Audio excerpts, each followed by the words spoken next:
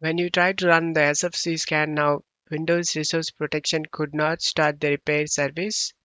To fix this problem, close Tab here and go to search menu and type services. Click on open it. Find a Windows module installer. Double click and set this to automatic and select apply and then start the service and then select OK to save changes. Go to search menu and type cmd, right click on the command prompt and select run as administrator and select yes.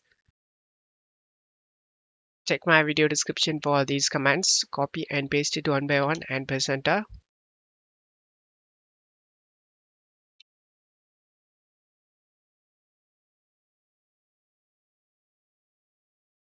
Once you're done, close Tab here and restart your PC.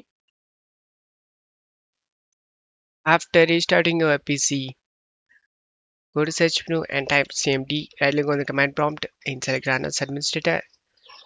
Now type sfc space slash scannow and press enter. Now we have successfully fixed this problem. I hope this video helped you. If the video helped you, don't forget to leave a like and subscribe. Thank you.